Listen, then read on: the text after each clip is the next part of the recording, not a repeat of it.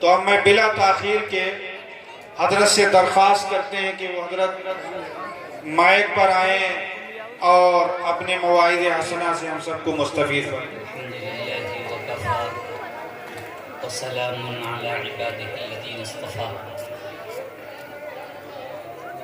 अम्मा बाद फ़क़द क़ाल रसूलुल्लाह सल्लल्लाहु अलैहि वसल्लम मुरू औलादकुम बिस्सलाति इज़ा बलगू सबअन वज़रिबूहुम इज़ा बलगू अश्र औ कमा क़ाल अलैहि सलातु वस्सलाम। मोहतरम हज़रात, मुअज़्ज़ज़ सामिईन किराम, हाज़रीन जल्सा और जहाँ तक मेरी आवाज़ पहुँच रही हो, पर्दों में घरों में बैठी हुई उम्मत की बाइज़्ज़त माएँ बहन,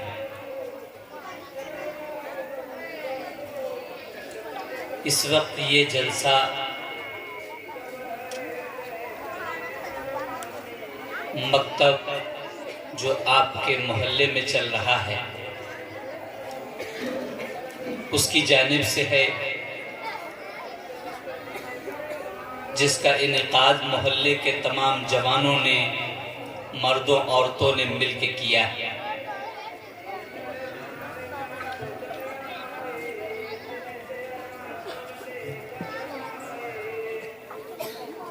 आप हजरात के सामने उनकी कारकर्दगी दिखलाई गई कि आपने जिस मदरसे पर, जिस मकतब पर मेहनत की, अपना पैसा लगाया, अपनी औलादें उनको दी कि कुछ बनाएं, उन्होंने जो मेहनत की वो आपके सामने दिखलाई।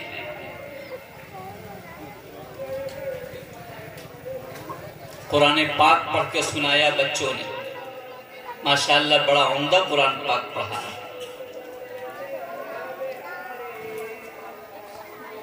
इस्लाम छोटे छोटे बच्चों से ही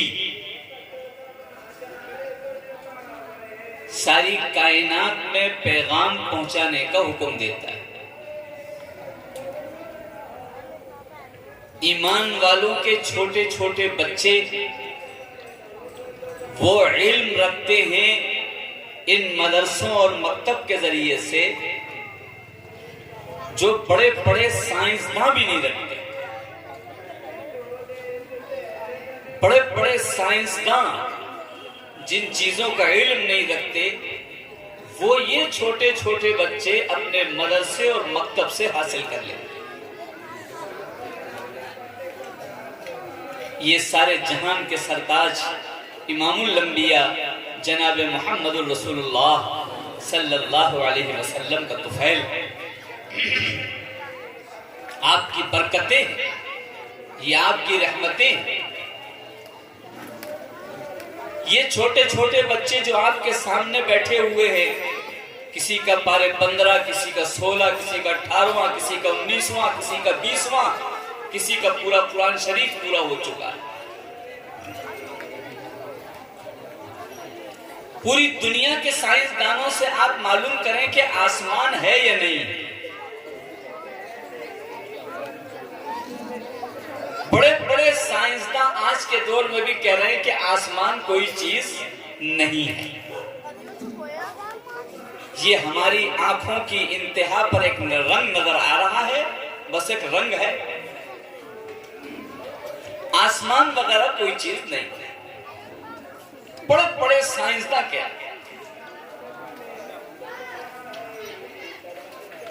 उन्होंने लाखों करोड़ों रुपए खर्च कर लिए हैं इस आसमान का पता लगाने में, लेकिन अभी तक वो चांद और सितारों तक भी नहीं ठीक से पहुंच पाए हैं, ये आसमानों तक क्या पहुंच पाए। लेकिन एक मदरसा और मकतब के पढ़ने वाले बच्चे से आके पूछा जाए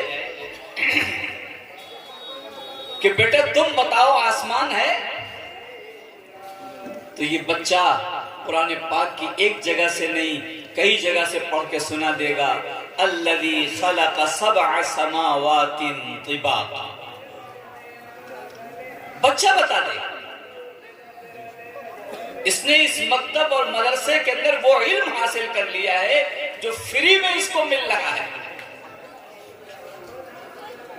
ये पढ़ाने वाले हमसे कौन सी फीस ले रहे हैं?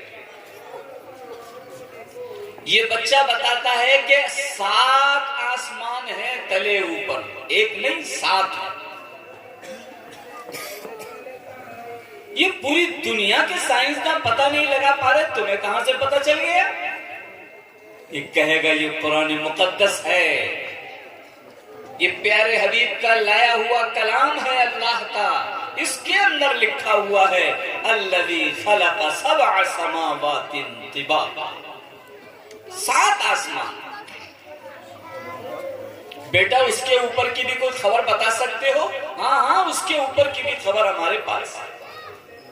वो क्या है? तो ये छोटा सा बच्चा, मदरसे और मकतब के पढ़े हुए बच्चे, ये फौरन कुरान पाक की आयतें पढ़ते हैं। इंद सिदरतिल मुंतहा इंदहा जन्नतुल मअवा, पारे 27 कि अल्लाह ने इस छठे और 7वें आसमान पर एक बेरी का पेड़ पैदा फरमाया है, और वो बेरी का पेड़ इतना बड़ा है कि 7 आसमानों को घेरे हुए। जो साइंसदान आसमान तक नहीं पहुंच सका वो इस बेरी के पेड़ तक पहुंच पाए? ये छोटा सा बच्चा इस मदरसे और मकतब में बैठ करके ये उस्तादों की मेहनत से ये छठे और 7वें आसमान का पता बता रहा है। बेटा इसके ऊपर की भी कोई खबर दे सकते हो? क्यों नहीं दे सकते हैं? हम गुलाम हैं सारे जहान के सरताज के, जिनको अल्लाह ने सबसे ज्यादा इल्म अता फरमाया है, उसी में से हम आपको और खबरें नहीं दे सकते।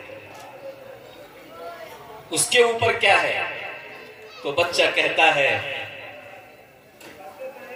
उसके ऊपर कभी पता देता है वतूर व किताबिन मस्तूर, इस सूरत के अंदर, सूरत तूर के अंदर, वल बैतिल मामूर,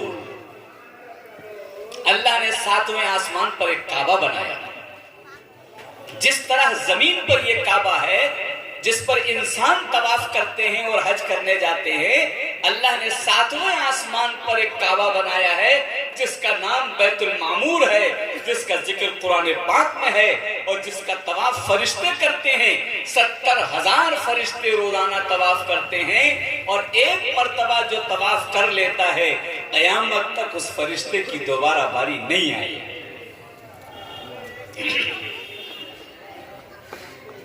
कौन बता रहा है? ये मदरसे और मकतब के छोटे छोटे बच्चे बता रहे। बेटा उसके ऊपर की भी कोई खबर है? हाँ हाँ, उसके ऊपर का भी इल्म हमारे पास। वो क्या है? तो फिर बच्चा फिर आयत पढ़ता है अर्रहमानु अलल अर्श इस्तवा, अल्लाह ने उसके ऊपर अर्श बनाया, अर्श बनाया। ये 7 जमीन और आसमान से पढ़ा। उसके ऊपर की भी कोई खबर है? हाँ, उसके ऊपर की भी खबर हमारे पास है।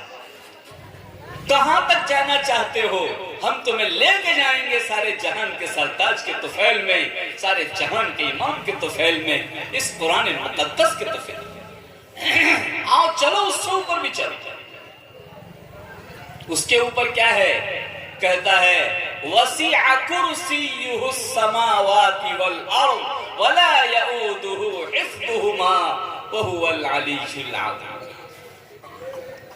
आयतुल कुर्सी, कुर्सी वाली आयत। मुसलमान नमाज के बाद आयतुल कुर्सी पढ़ते हैं। कुर्सी, इस कुर्सी का पता इतना है कि हर नमाज के बाद उस कुर्सी का जिक्र होता है जिसको अल्लाह ने अर्श के ऊपर बनाया। लोग मुसलमानों को कहते पढ़े लिखे नहीं होते, उनको पता ही नहीं कि इल्म किसके पास है। मदरसे वाले क्या कर रहे हैं? अरे वो कर रहे हैं कि जो सारी दुनिया मिलकर नहीं कर सकती। अल्लाह का वसीअ कुर्सियुहु समावाति वल अर्द, सातों आसमान और सातों जमीन मिला लिए जाएं, उससे भी बड़ी कुर्सी अल्लाह ने अर्श के ऊपर बनाई है। इसका तज़किरा हर नमाज के बाद ईमान वाला करता है। कितना इल्म है। ये छोटे छोटे बच्चे गुजरात से आपके इस शहर में आए हुए, ये माई बाप ने, कौन माँ बाप चाहता है कि बच्चा हमसे जुदा हो जाए? ये गुजरात दूसरे सूबे से माँ बाप को छोड़ करके, अपने घर बार को, आराम को छोड़ करके, क्या इनके घर के अंदर आराम और सुकून नहीं है? वहां से छोड़ करके आपके बच्चों को वो कुरान मुकद्दस देने के लिए, वो इल्म देने के लिए जो अल्लाह ने प्यारे हबीब के तौफील में अता फरमाया है, हमारे आपके बच्चों पर मेहनत कर। और कितनी शानदार मेहनत हो रही। कदर करनी चाहिए हमको। जब कोई नेमत की कदर नहीं करता है तो वो छीन ली जाती है। जितने औलियाए किराम इस हिंदुस्तान की जमीन पर नजर आ रहे हैं, ये हिंदुस्तान के नहीं हैं। न ख्वाजा मोइनुद्दीन चिश्ती अजमेरी रहमतुल्लाह अलैह हिंदुस्तान के हैं, न ख्वाजा कुतुबुद्दीन बख्तियार काकी रहमतुल्लाह अलैह यहाँ के हैं। ये जितने बड़े बड़े वली नजर आ रहे हैं, ये कहां कहां से अपने मुल्क छोड़ करके यहाँ आए हैं हमारे खातिर पूरी दुनिया को इल्म पहुंचाने के लिए। तब जाके ये मक्का मुकर्रमा और मदीना तैयबा से चलते चलते ये कुरान मुकद्दस जलेसर की गलियों में आ गया। ऐसे थोड़ी आ गया।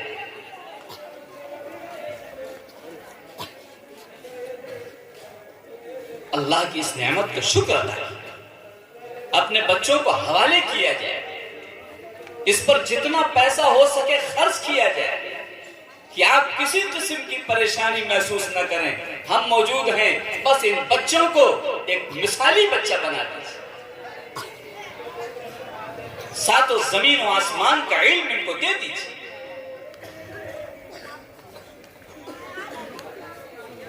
ये छोटे छोटे बच्चे जब इनकी फिक्र किया करते थे माँ बाप, तो कहां से कहां पहुंच जाते। इन्हीं उम्र के बच्चे आप दूसरे मोहल्लों में जाके देख लीजिए, कंचे खेल रहे होंगे, नंगे घूम रहे होंगे, गालियां दे रहे होंगे, एक दूसरे के साथ चोरी और न जाने क्या क्या कर रहे हैं। दूसरे मोहल्लों में जहां ये मकतब मदरसे नहीं है, वहां एक राउंड लगा के देख लीजिए। आप अगर उन्हें छेड़ दे तो ऐसी ऐसी गालियां देंगे कि आपने सुनी भी नहीं होगी। जिन जुबानों पर गालियां होती हैं बच्चों की, उन जुबानों पर कलमे हैं, उन जुबानों पर नाते हैं, उन जुबानों पर कुरान मुकद्दस है, उन जुबानों पर ये प्यारे हबीब के तज़किरे हैं, ये प्यारे प्यारे नाम हैं। जरा आप सोचे कितनी बड़ी दौलत हमारे बच्चों को मिल रही है, कितनी बड़ी दौलत मिल रही है।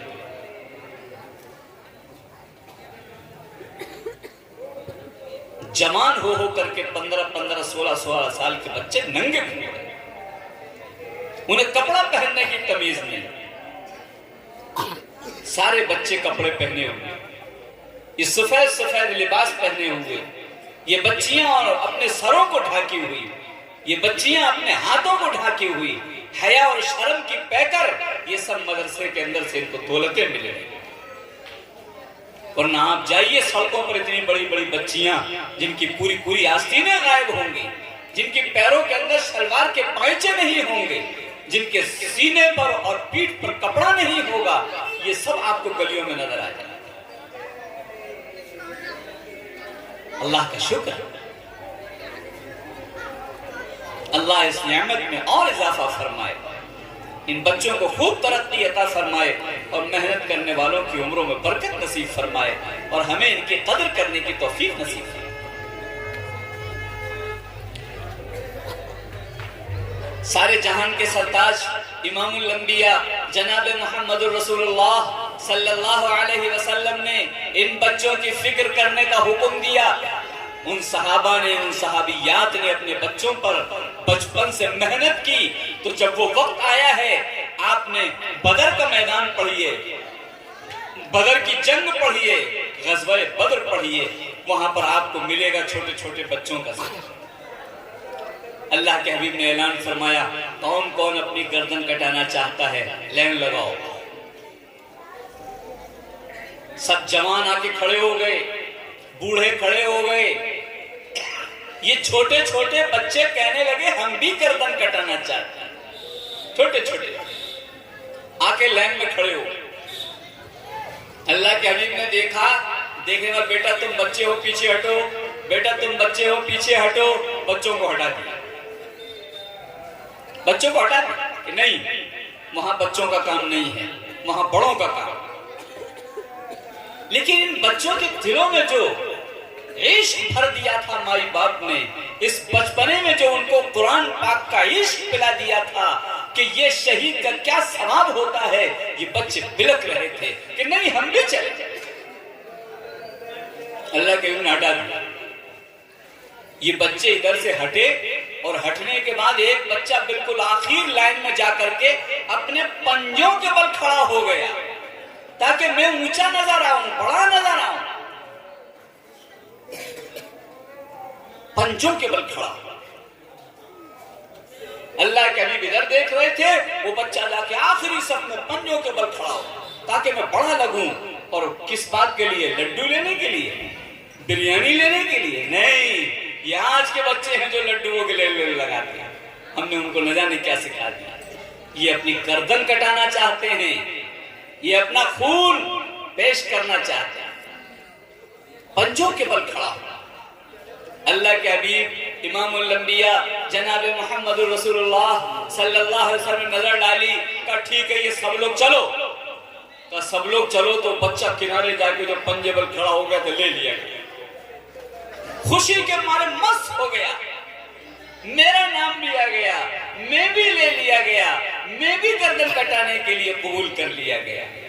अब जो दो लड़के और साथ में आए थे, वो जो लड़का साथ में जिसको पीछे कर दिया गया था, वो ये तरकीब कर नहीं पाया कि जाके पंजों के बल खड़ा हो जाता। एक बच्चे ने तरकीब कर ली।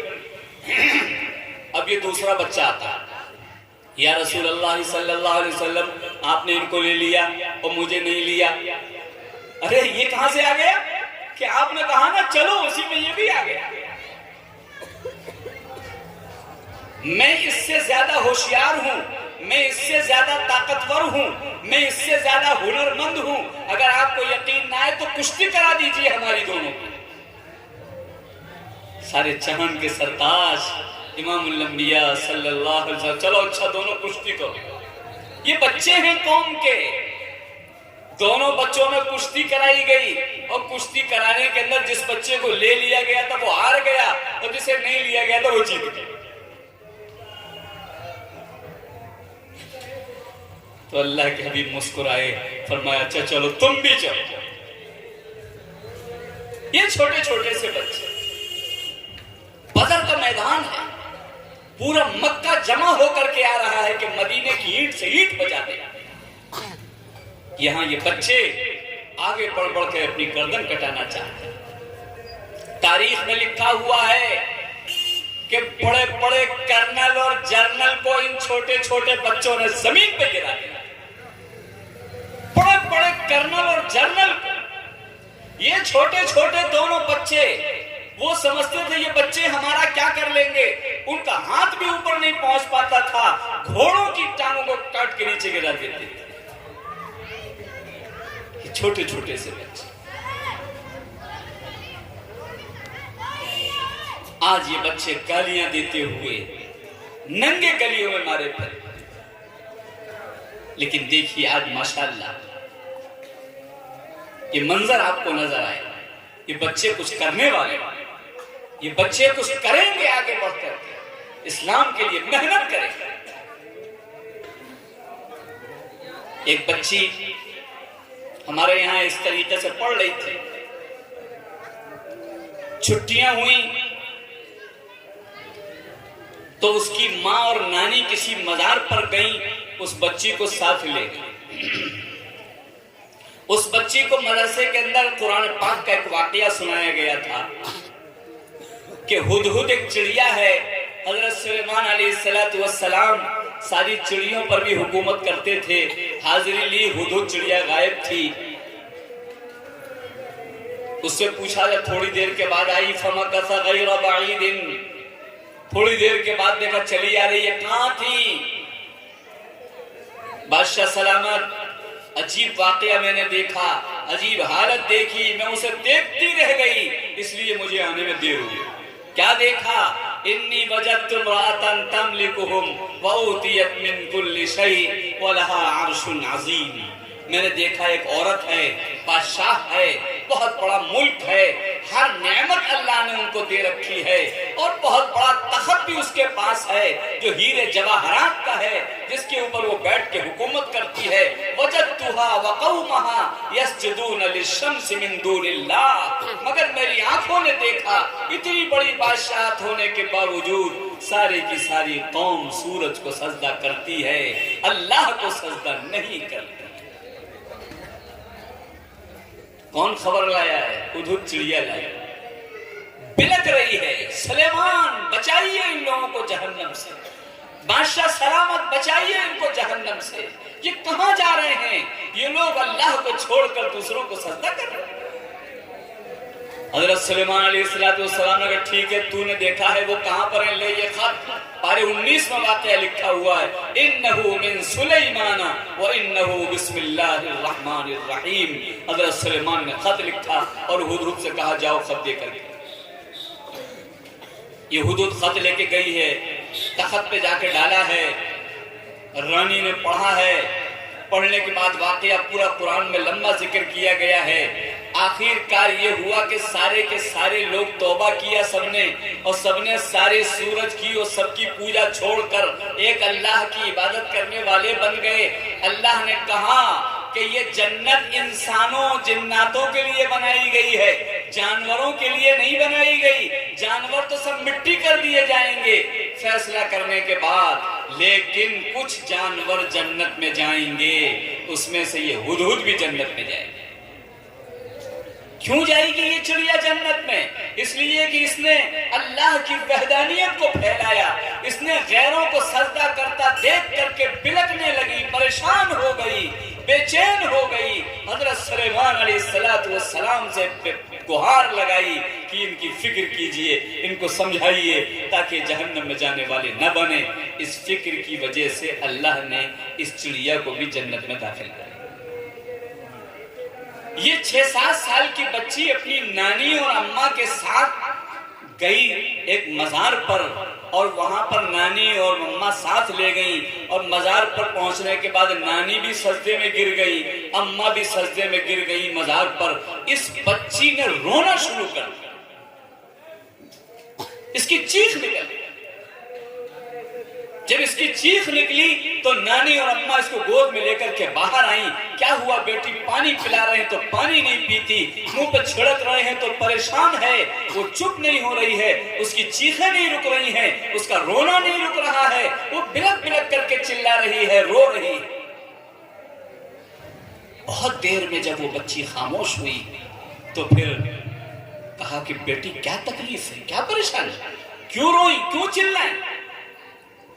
तो उस बच्ची ने बताया कि हमने मदरसे में वाकया सुना कुरान शरीफ का कि एक हुदहुद चिड़िया ने अल्लाह को छोड़कर दूसरे के सामने सजदा करने से रोई, बिलबिलाई, तो चिड़ियों के लिए जन्नत नहीं बनाई गई, फिर भी अल्लाह ने उसे जन्नत में दाखिल कर दिया।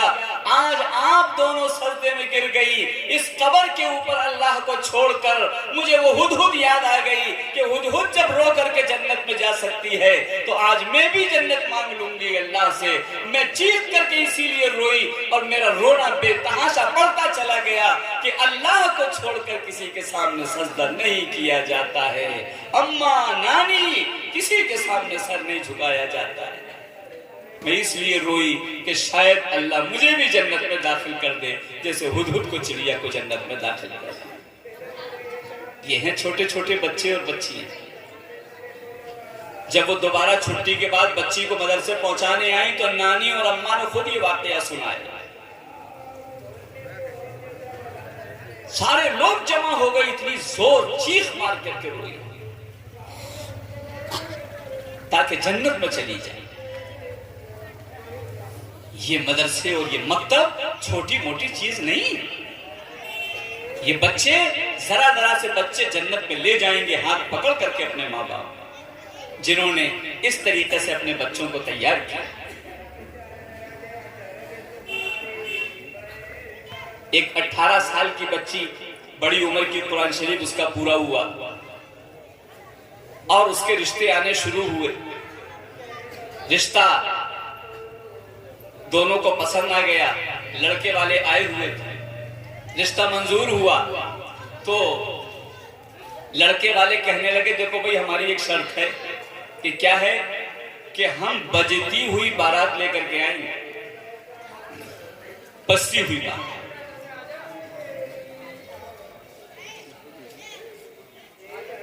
लड़की वाले कहने लगे हम खुद इंतजार कर रहे थे ऐसे ही रिश्ते का, हमारी तो किस्मत जाग गई, बहुत शानदार आप लोग मिल गए, लेकिन जरा शानदार होना चाहिए, ऐसा वैसा मत ले आइए। लड़की का बाप भी यही कह रहा है, लड़की का भाई भी यही कह रहा है।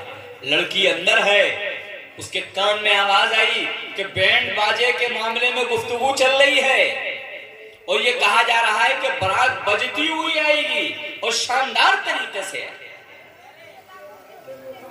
इस मदरसे की पढ़ने वाली बच्ची ने अपने भैया को बुलाया कि भैया जरा बात सुनो। भाई अंदर आया, क्या बात है, ये क्या हो रहा है? कि तू मेरी चहीती लाडली बहन है, हम धूमधाम से तेरी शादी करेंगे और शानदार तरीके से अपने अरमान निकालेंगे, हम तेरी शादी की बातें करेंगे। तो बच्ची कहने लगी भैया हमने पढ़ा है हदीस पाक के अंदर कि प्यारे हबीब इमामुल अंबिया जनाब मोहम्मदुर रसूलुल्लाह सल्लल्लाहु अलैहि वसल्लम गाने बाजों की चीजों को मिटाने के लिए तशरीफ लाए थे और मक्का और मदीना क्या पूरी दुनिया से आपने गाने बाजे को खत्म कर दिया था। हमारे घर में फिर वो गाना बाजा जिंदा किया जाए जिसको अल्लाह के हबीब तोड़ने के लिए आए, मिटाने के लिए आए, खत्म करने के लिए आए, और वो भी मेरी शादी में। तो भाई ने कहा देख मुल्लागिरी ज्यादा तो दिखाए मत, शादी तो ऐसे ही होगी जैसे हम कर रहे हैं, और अगर ज्यादा मुल्लागिरी तुमने दिखलाई और ज्यादा मुल्लानी बनी और तुम अपनी चलानी चाहोगी तो हम शादी में बैठेंगे नहीं, हम दिल्ली चले जाएंगे, कर लेना जैसी चाहते हैं। अब इसके पैरों तले जमीन निकल गई, बड़ा भाई है और कहता है शादी में हम बैठेंगे। इधर देखूं तो अल्लाह के हबीब छूट रहे हैं, इधर देखूं तो भैया छूट रहा है, मैं to बड़ी मुसीबत में फंस गई। इसने बुर्का ओढ़ा और ओढ़ने के बाद हमारे घर आ गया और आने के बाद रोने लगी। घर की औरतों ने पूछा क्यों रो रही है, वजह बताओ। उसका रोना बंद नहीं। बहुत देर में उसने बतलाया कि रिश्ते वाले आए हुए हैं, रिश्ता तय हो रहा है, शराइत तय किए जा रहे हैं और उसके अंदर बैंड बाजा तय हो रहे। मैंने भाई से कहा भैया ऐसा न करो, प्यारे हबीब के तरीके पर शादी कर लो। जब मैंने ये कहा है तो वो कहता है कि मैं शादी में शरीक नहीं हूंगा, चला चला। अगर तुमने अपनी चलाई मैं क्या करूं, मैं तो फंस गई बीच। फोन मेरे पास आया कि ये बच्ची आई है, इसको क्या जवाब दिया जाए। मैंने कहा इस बच्ची से कह दो कि ना अम्मा से कुछ कहे, ना अब्बा से कुछ कहे, ना भैया से कुछ कहे। जिस अल्लाह ने इसके दिल में प्यारे हबीब का इश्क डाला है, जिस अल्लाह ने इसके दिल में प्यारे हबीब की मोहब्बत डाली है, जिस अल्लाह ने इसको यहाँ पहुंचाया है, ये उसी अल्लाह से गुहार लगाए, उसी अल्लाह से मांगे, वो अल्लाह इसका मसला हल करे, किसी से कुछ न करे। ये चली गई। जाने के बाद इसने 5 वक्त नमाज पढ़ करके दुआएं शुरू की। उसने पढ़ा कि तहज्जुद के वक्त दुआ कबूल होती है। रात को तहज्जुद पढ़ने लगी, उसी दिन से तहज्जुद में दुआएं कर रही है। एक जगह पढ़ा कि सूरह यासीन पढ़ करके दुआ कबूल होती है, तो 40 मरतबा सूरह यासीन की तिलावत, 40 मरतबा। दौलत के लिए माल के लिए नहीं, नहीं, सिर्फ प्यारे हबीब का तरीका मिल जाए, इसके लिए रातों की नींद हराम कर ली उसने। तहज्जुद में रो रही है, सूरह यासीन पढ़ रही है, 40-40 मर्तबा सूरह यासीन की तिलावतें हो रही हैं और रो रो के अल्लाह से मांग रही। यहां तक मांगते मांगते शादी का वक्त करीब आया। मैं एक दिन ऐसे ही जलसे से वापस जा रहा था और जब मैं अपने शहर में पहुंचा तो उसी तरफ से गाड़ी रास्ता वही था। जब गाड़ी उधर से गुजरी तो मैंने देखा कि उसका भाई जो है सगा, वो डेक की दीवार खड़ी कर चुका है। पूरी दीवार डेक की खड़ी है, तार जोड़े जा रहे, कल शादी है। मैंने कहा या अल्लाह, ये किस घर में अल्लाह प्यारे हबीब की आशिका रहती है, आपकी वलिया रहती है, और रो रो कर उसने मुसल्ला कर दिया है। कुरान की तिलावत पढ़ पढ़ के दुआ कर रही है, तिलावत कर करके दुआ कर रही है, तहज्जुदों में दुआ कर रही है, और कल शादी है और अभी तक कोई उसका असर नजर नहीं आया। क्या होने वाला? शादी का दिन हो गया, मुझसे कहा गया निकाह पढ़ा दो। मस्जिद में 4-5 लोग आए। मैंने किसकी बारात है ये? 4-5 लोग कहां से आए? कब? फलानी लड़की जो आपके मदरसे में पढ़ती। मैंने कहा इसकी शादी में तो 2 बसें आने वाली थी, वो कहां गई? बैंड बाजा तो कुछ नहीं। मैंने कहा अल्लाह, ये क्या करिश्मा हो गया? रात में मैंने क्या ख्वाब देखा था? मालूम किया क्या हुआ मामला। कहने लगे मौलवी साहब, बसें तो 2 ही आती, बजती हुई आती। रात में पुलवामा का हमला हो गया। अल्लाह कहां कहां क्या क्या करने वाला है। वो ऐसा कुदरत वाला है, कोई पहुंच भी नहीं सकता वहां तक। वो दुआएं कैसे सुना करता है कि रात पुलवामा का हमला हुआ और कष्ट पूरी तरीके से फैल गया कि फौजी मर गए हैं। अगर बैंड बाजा बजाया तो कहेंगे उसी की खुशी में बजाया, कैंसिल करो। कैंसिल हो गया। कहा चलो बारात में तो चलो। उनका हम नहीं जाएंगे, पता नहीं रास्ते में कैसे हालात हो जाएं। माँ बाप ने कहा बेटा मत जाना, उसके माँ बाप ने कहा बेटा मत जाना, उससे कहा बेटा मत जाना। सबने अपने अपने घर वालों को रोक लिया। यहाँ 4-5 लोग रह गए खाली, कोई आने को बारात में तैयार। ये कुलूब अल्लाह के हाथ में, ये दिमाग अल्लाह के हाथ में, कुदरत अल्लाह के हाथ में है। वो क्या अमल कराए, कैसे कराए, किसकी दुआ कब सुन ले, किस तरह सुने, ये अल्लाह ही जानता है। मांगना हमारा काम है, देना उसका काम। 4-5 लोग आए, निकाह मैंने पढ़ाया। मैंने फोन किया जरा इसकी सहेली से पूछो वो खुश है। वहां दुआएं मांगते मांगते वो परेशान थी, जरा घर के हालचाल पूछो। जब फोन करके हालचाल पूछा गया तो पता चला कि अजान हो गई, मेकअप हो चुका था रुखसती का और पूरी तरीके सजा दी गई थी। अजान की आवाज आई, अल्लाहु अकबर अल्लाहु अकबर। ये लड़की उठी, अंदर गई और जाने के बाद इसने वुजू किया और नमाज पढ़ के बाहर आई। लोगों ने कहा ये तूने क्या किया, सारा मेकअप खराब कर दिया। इतने पैसे तुझे हो क्या गया है, दिमाग पे तेरे असर हो गया? तुझे पता नहीं है कि शोहर के पास तू जा रही है? कैसे शोहर को मुंह दिखाएगी, सारा मेकअप खराब कर। तो वो बच्ची कहती है शोहर को मुंह दिखाना है, साथ में अल्लाह को भी तो मुंह दिखाना है। क्या जुमले हैं उस जवान लड़की के। ये है इल्म, इसे कहते हैं इल्म, इसे कहते हैं इश्क, इसे कहते हैं मोहब्बत। कहती है अल्लाह को भी मुंह दिखाना है, मेकअप तो फिर हो जाएगा, लेकिन अगर नमाज छूट जाती तो अल्लाह को क्या मुंह दिखाना। जब पैसे खर्च हुए मुझसे ले लो, दोबारा मेकअप करो। नमाज नहीं छोड़ सकती।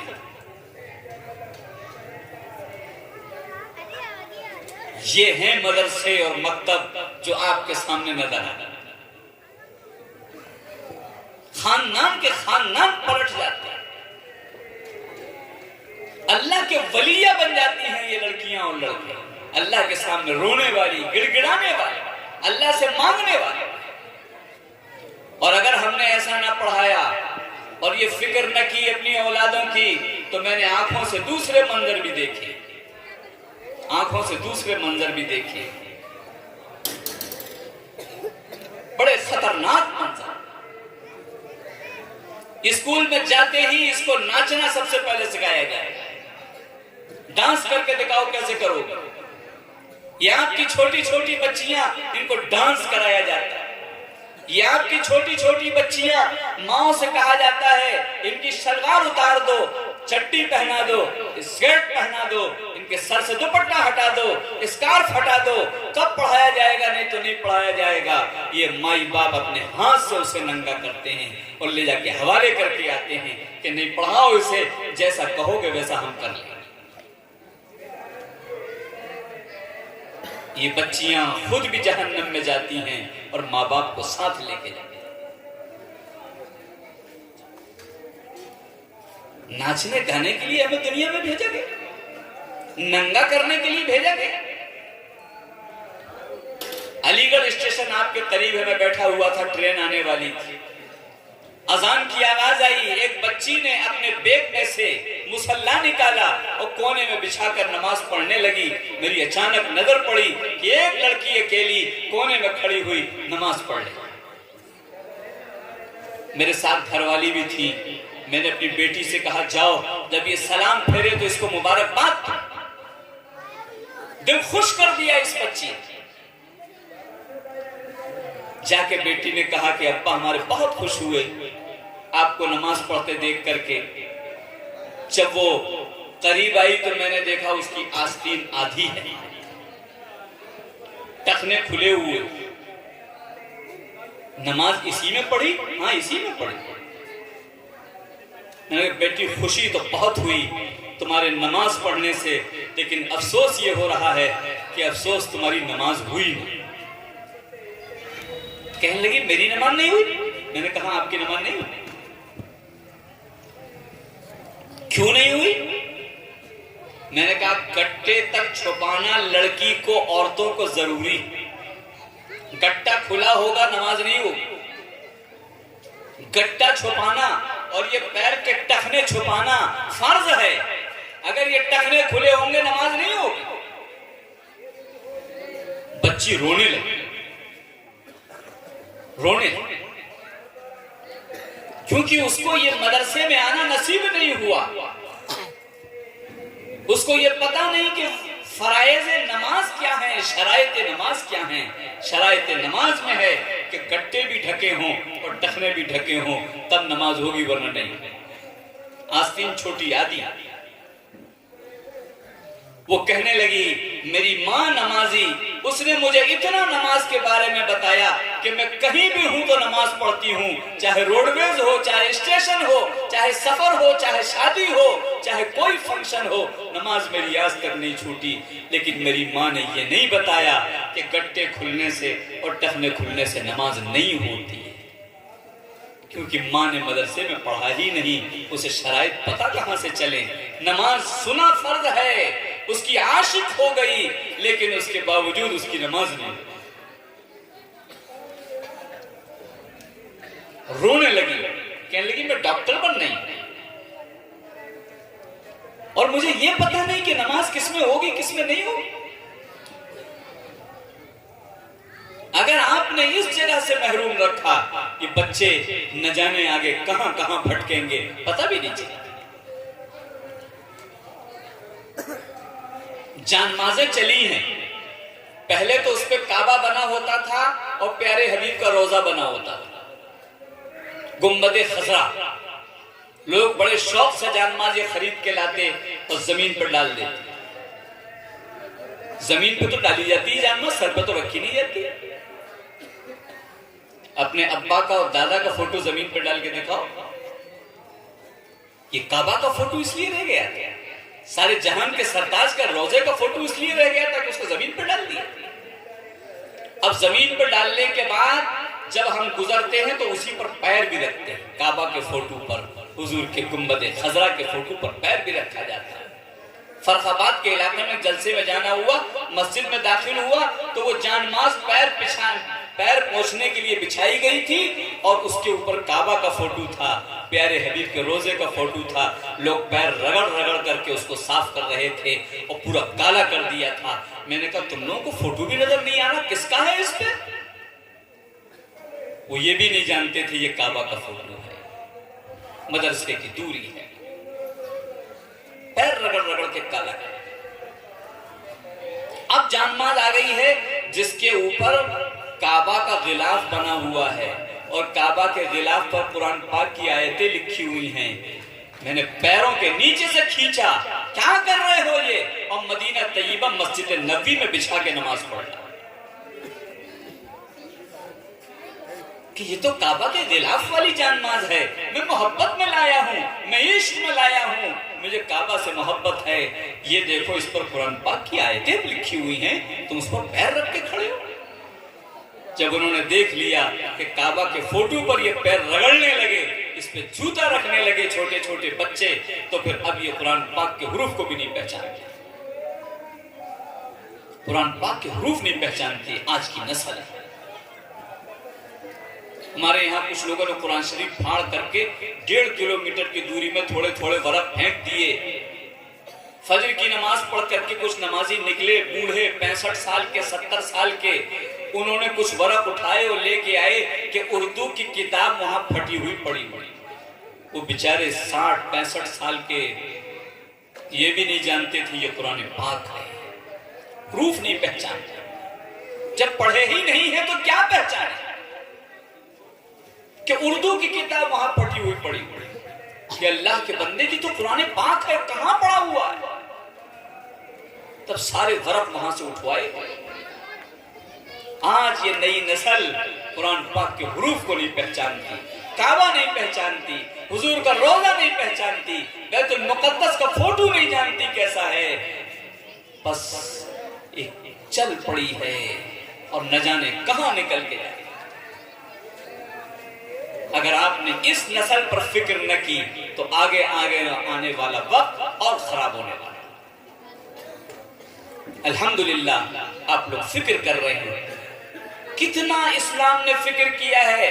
कहा देखो जब छोटा सा बच्चा तुम्हारा दुनिया में आए और 7 दिन का हो तो फिर लड़का है तो 2 बकरा या बकरी, लड़की है तो 1 बकरा या बकरी काटो, अकीका करो और इसका गोश्त गरीबों को देके, रिक्शा चलाने वालों को देके, आलू और प्याज बेचने वालों को देके, मजदूरी करने वालों को दे करके। 7 दिन का बच्चा, क्या सबक पढ़ाया जा रहा है? माँ बाप से कहा जा रहा है सबक पढ़ाओ इसको। क्या पढ़ाएं? ये सबक पढ़ाओ कि आज अभी हम गोश्त खाना नहीं जानते, अभी हमने गोश्त की शक्ल भी नहीं देखी, अभी हम गोश्त का जायका भी नहीं जानते, अभी हम चबाना नहीं जानते, अभी हम गोश्त चूसना नहीं जानते, अभी इसका टेस्ट नहीं जानते, लेकिन खिलाना जानते हैं। हम खुद नहीं खाते हैं लेकिन गरीबों को खिलाते हैं।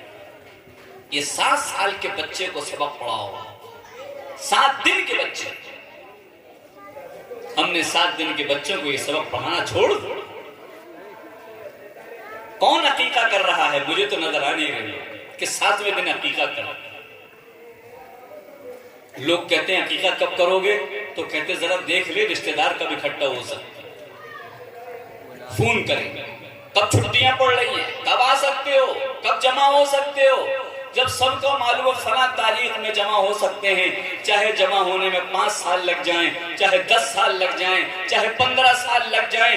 मैंने 15-15 साल के बच्चों का अकीका होते देखा है और ये भी देखा है जिसकी शादी हो रही है उसी का अकीका भी हो रहा है। ये भी आंखों से मैंने देखा है। क्या कर रहे हो तमाशा? 7 दिन के बच्चे को जो सबक सिखाना था तुम सिखा ना सके, तुम बता ना सके, तुम इसको वो चीज पिला ना सके, ये क्या करेगा दुनिया में बड़े होकर? और फिर अकीका भी कैसे हो रहा है? सब रिश्तेदार क्यों इकट्ठा हो रहे हैं? शाम को हिसाब जुड़ता है कि भाई 2 बकरे कितने के आए, कि 12-12 हजार के आए, 24,000 का। मसाला कितने का लगा, इतने का। कुल पैसे कितने खर्च हो गए, 35,000 रुपए। जरा लिफाफे देखना कितने आ गए। अब इधर काउंटिंग चलती, फला लिफाफे में 500 का नोट, फला में इतने का नोट, फला में इतने का नोट, फला में इतने का नोट, फला सामान। लिस्ट बनी तो पता चला पैसे आ गए 40,000 रुपए। कहते अल्हम्दुलिल्लाह, लगे 35 थे, आ गए 40। गारे के नयारे हो गए। अस्तगफिरुल्लाह। हमने इस बच्चे को यह सिखाया है कि एक बोटी भी उस वक्त मत खिलाना जब तक कि नोट न ले ले। हरगिज मत खिलाना। ये सबक हम अपने बच्चों को पढ़ाते हैं। इस्लाम ने, सारे जहान के सरताज ने, सारे जहान के इमाम ने, जनाब मोहम्मद रसूलुल्लाह सल्लल्लाहु अलैहि वसल्लम ने कहा कि 7 दिन के बच्चे को खिलाना सिखाओ। खाना नहीं जानता, खिलाना जानता। सारी कहानी उलट दी है, सारा मामला फेल कर दिया। ये बच्चे क्या बनेंगे? ये मांगने वाले बनेंगे, जो तरीका हमारा चल रहा है। ये मांगने वाले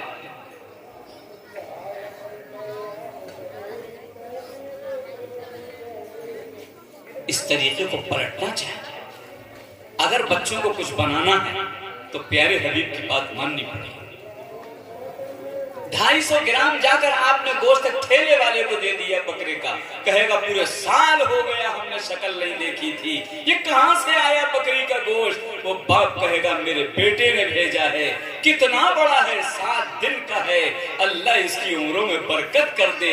क्या शानदार तुम्हारा बेटा है, 7 दिन का गोश्त खिला रहा है सबको, वो भी बकरे का। वो दुआएं मिलेंगी कि ये बच्चा न जाने क्या से क्या बना। प्यारों, 7 दिन का अकीका तो ऐसे ही कर दिया करो। गरीबों को पहुंचाओ, नाचार को पहुंचाओ, मिस्कीनों को पहुंचाओ। आप कभी चाहते हो कि सब मेहमान इकट्ठा हो जाएं तो बाद में 1 साल बाद, 1.5 साल बाद भाई सब लोगों को खाना खिलाने का जी चाह रहा है, आप सब आ जाइए, फिर खिला लेना। लेकिन 7 दिन का जो अकीका है, जो सबक है, जो कुरान का सबक, प्यारे हबीब का सबक, इस सबक को कभी बच्चों को महरूम मत। 1 रुपया मत लेना। जब सब जमा नहीं होंगे तो ले वो कहां से? हम तो खुद गोश्त दिया है सब जगह, कहां से पैसा? कितना शानदार तरीका है इस्लाम का।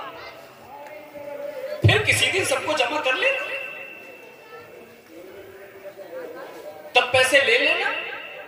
लेकिन अकीका तो वैसा करो कि 7 दिन में बच्चा वो सबक पढ़ा। दूसरा खाना जवानी में, एक बचपने का, एक जवानी का, एक आखिर का, तीनों खाने थोड़े वक्त में जिक्र करेंगे। इस्लाम क्या सिखाता है? दूसरा खाना है जवानी का। फरमाया ए लोगों, जब भी कोई शख्स आया उसने कहा या रसूल अल्लाह सल्लल्लाहु अलैहि वसल्लम मेरी शादी हो गई, फरमाया खाना खिलाया, जाओ खाना खिलाओ। कोई आया या रसूल अल्लाह सल्लल्लाहु अलैहि वसल्लम मेरे बेटे की शादी हो गई, खाना खिलाया, आओ लीम जाओ वलीमा करो, खाना खिलाओ। क्यों? भली भलाई लड़की ले आई, 1 रुपया खर्च नहीं हुआ। इस 18 साल 20 साल की लड़की में तुमने 1 रुपया खर्च नहीं किया, न कपड़ा बनाने में, न इलाज कराने में, न खाना खिलाने में, न पानी पिलाने में। भली भलाई लड़की तुम्हें दे दी गई है, घर में आई है, तुम्हें खुशी नहीं है? और खुशी में खाना खिलाया जाता, जाओ खाना खिलाओ। कोई जरूरी नहीं है 500 लोगों को खिलाओ, 10 लोगों को खिलाओ, खाना खिलाओ।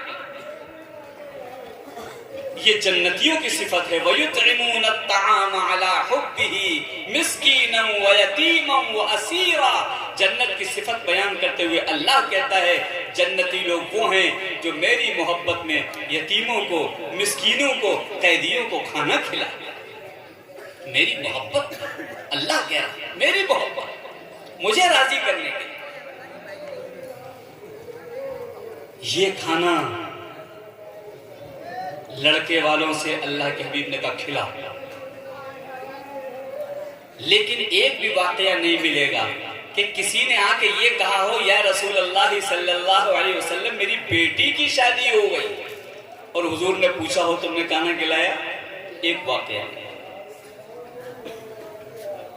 पूरी तारीख इमाम बुखारी रहमतुल्लाह अलैह को 3 लाख हदीसें याद है, एक भी हदीस इसकी नहीं। लड़की की शादी कोई आके बताए और अल्लाह के हबीब ने ये कहा हो कि तुमने खाना खिलाया? नहीं कहा। क्यों? ये रहमत वाले नबी हैं, जहमत वाले नहीं हैं। सारे जहान को रहमत बांटने के लिए आए। वमा अरसलनाका इल्ला रहमतल लिल आलमीन। यहां क्या है? क्यों नहीं खाना है? शादी तो है।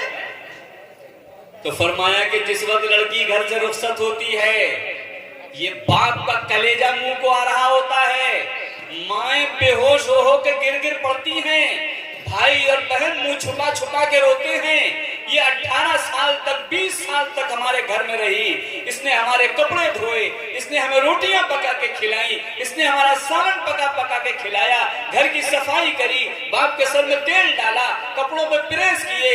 ये 20 साल से खिदमत करने वाली भाई की, बहन की, माँ की, बाप की आज जुदा होकर के जा रही है। सबका कलेजा मुंह को आ रहा है। यहां मौत का मंजर होता है, मौत का मंजर। मैंने हिचकियों से रोते हुए देखा है करवा। वो रहमत वाला नबी कह रहा है कि जिसके घर के अंदर लोग रो रहे हो तुम उनसे खाना मांगने आए? शर्म नहीं आती तुम्हें? जिस घर के अंदर मौत का मंजर है वहां तुम खाना मांग रहे हो? ये खाना खाने की जगह नहीं है, ये खाना खिलाने की जगह।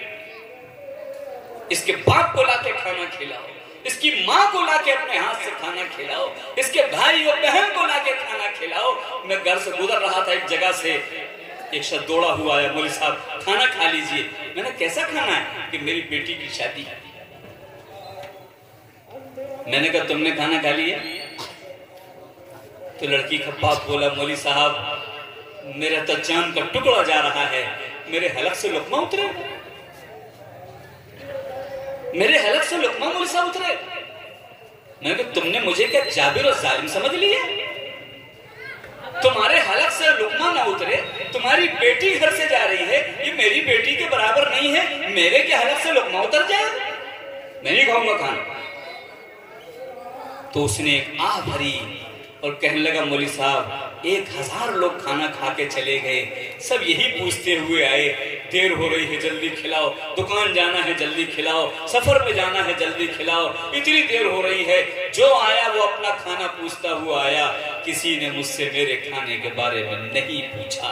1000 लोग खाना खा के चले गए, तुम पहले हो कि तुमने मुझसे मेरे खाने के बारे में पूछा। कहां चले जा रहे हैं हम? सारे जहान के सरताज को छोड़कर, सारे जहान के इमाम को छोड़ करके, उस रहमत वाले नबी को छोड़ करके ये जो लड़की वाला खाना खिला रहा है वो तो इसलिए खिला रहा है कि जिसको जिसको पैसे बांट रखे हैं कम से कम वापस तो आ जाएं। ये खाना खाने के बहाने आके पैसे दे जाएंगे हमारे।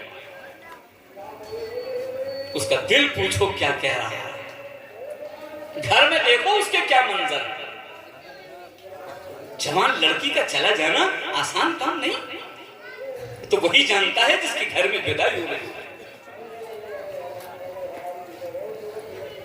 ये खाना खाने का घर नहीं होता है, ये सारे जहान के सरताज इरशाद फरमा, रहमत वाले नबी इरशाद फरमा।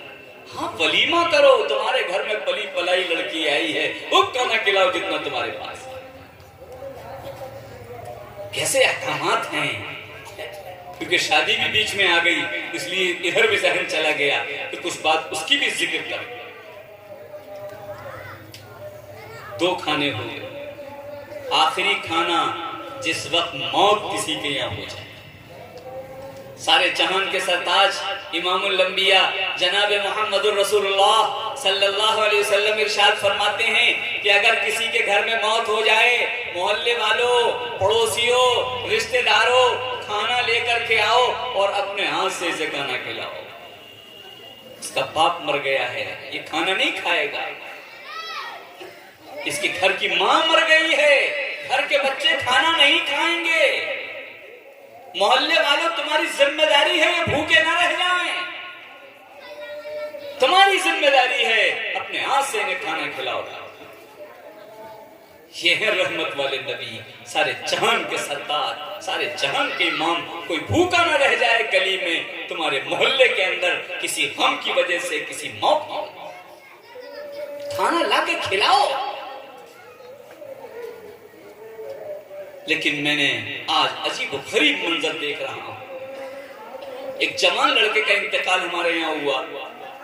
बाप पछाड़ खा खा के गिर रहा था, बहुत गमजदा था। मैं कब्रिस्तान तक साथ गया ताकि इसको थोड़ी तसल्ली हो जाए। कब्र की मिट्टी बराबर हो रही थी।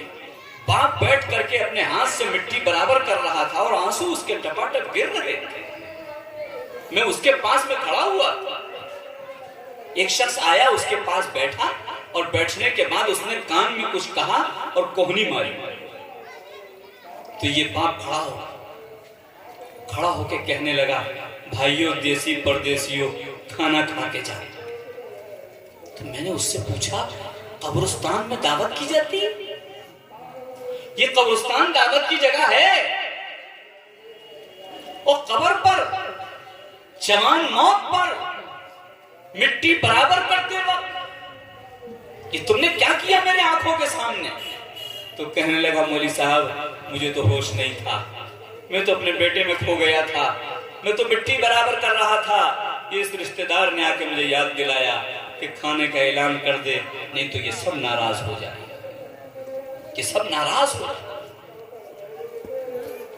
मैं कही जितने लोग आए थे नाराज हो जाएंगे? हाँ मौली साहब ये सब नाराज हो जाए।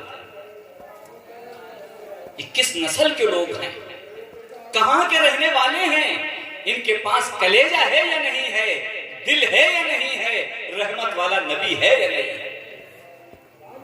कब्रिस्तान में कब्र के ऊपर खाना मांग रहे हैं और अगर न दिया गया तो नाराज हो जा रहे हैं।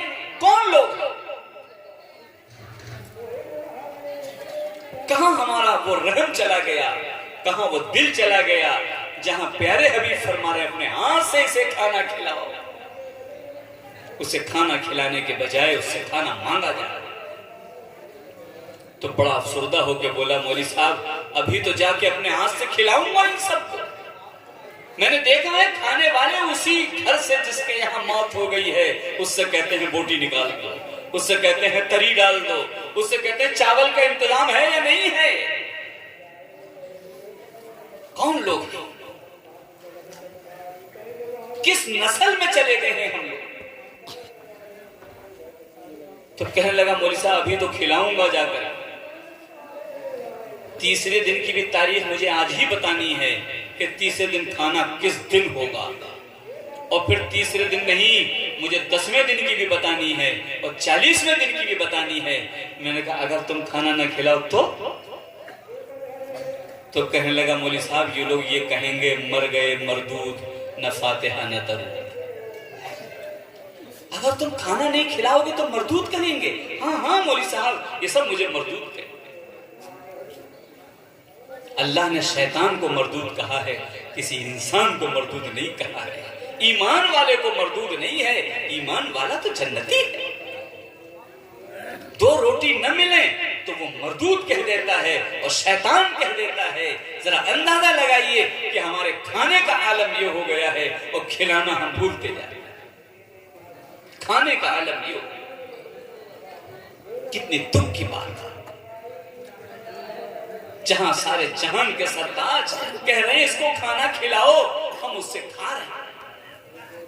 और ये कह देते हैं इसके भैया ने खिलाया, इसने नहीं खिलाया, इसके भैया ने खिलाया। भैया को गम नहीं है, इसके चच्चा ने खिलाया, चच्चा को गम नहीं है।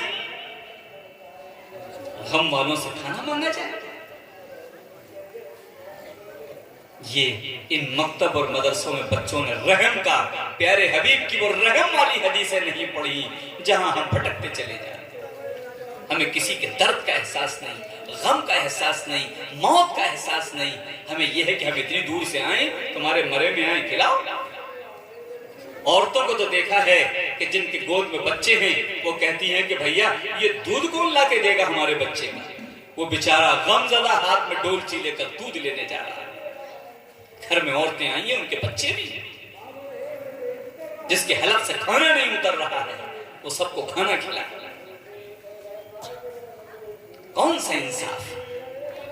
एक जगह तो मैंने इंतकाल हुआ मोहल्ले में, मैं 10 बजे रात को हो गया था, दफन हो गया था, 10 बजे दिन के निकल रहा था। मैंने कहा खैरियत है, चाय वाय पी ली? कि मौलवी साहब अभी चाय नहीं पी। क्यों नहीं पी? कि घर की औरतों को हिम्मत न हुई कि चूल्हे पर देगची चढ़ा दे। चाय हलक से कहां उतरेगी मौलवी साहब?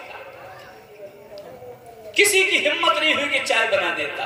हमसे 10 बज रहा था दिन का, किसी ने चाय तक नहीं पी। फौरन चाय का इंतजाम किया, सबको बिठाल के सामने चाय पिलाई, मोहल्ले वालों को बुलाया, गली वालों को बुलाया।